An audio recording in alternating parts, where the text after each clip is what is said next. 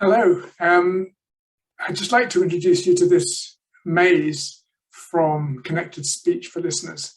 And it's focusing on the past tense ed ending. The ed is always spelt the same at the end of these words, these verbs, but the pronunciation is not always the same. So that's what this maze is focusing on. So let's have a look at how it works. So the idea with this maze is to go from corner to corner. We've got to go from top left to bottom right if the ed ending is pronounced like this, t. And we have to go from top right to bottom left if the ending is pronounced like that, id. So for example, let's start at the top left. ed equals t. We've got three possibilities: pulled up, switched on, or tried on. And if you listen to the three of them, pulled up, it doesn't have that sound, t. Tried on doesn't have that sound. Switched on, it does have that sound. So we go this way: switched on, switched on, switched on.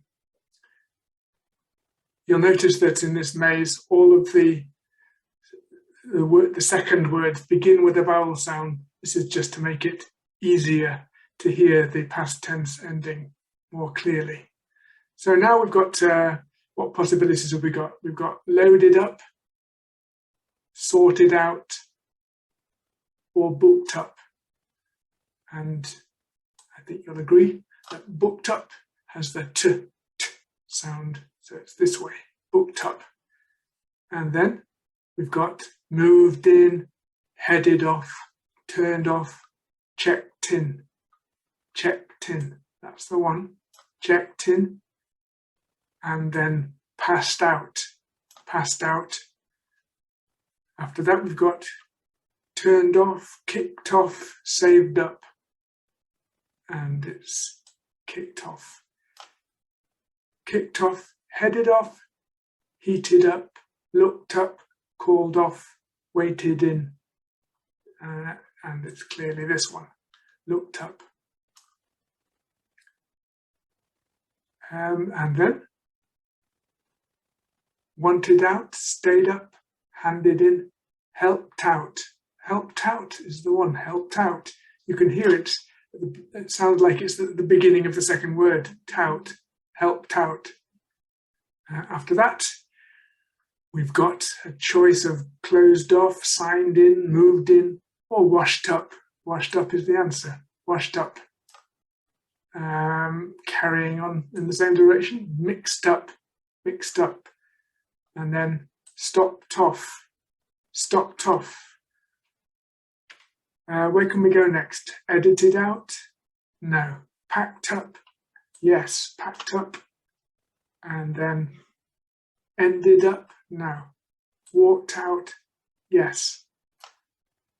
Acted up? No. Locked up? Yes. Worked out? Yes. Sounds like tout, worked out. And that's the last one, then we can go to the end. So that's the first corner to corner done. Next, we're going from top right to bottom left. You've got id, saved up, no, waited in, yes, so we go this way, waited in. Called off, no, wanted out, yes, so wanted out. And added up, and then cleaned up, no. Started off, yes, started off, so you go this way. Acted up, yes. Handed in, yes. And now we've got signed in, no. Closed off, no. Heated up, yes. So we're doing a cross to there. And then moved in, no. Headed off, yes, that way. Headed off. Sorted out, yep. pulled up, no, loaded up, yes. Pointed out, yes. Edited out, yes. And ended up, yes. And that takes us to the end. Now, after you've done that together with your class, then you can point out to the students some patterns in the spelling. For the red line here, you can see that all of the verbs in the red line, the root verb, either finishes with a T or a D. So there we have a little pattern. If the verb ends with a T or a D, you add id. If you look at the green line now, you look at the green line, you can see that the verbs end with a range of different consonants. You've got ch, k, k, s, k, k, p, and sh. What these consonants all have in common is that they're not voiced. They're voiceless consonants. So the pattern is, if the root verb ends with a voiceless consonant, apart from T or D, then you add T. And for anything else, you add a D sound, like saved up, like a D sound, saved up, turned off, and so on. So that's how the mazes work.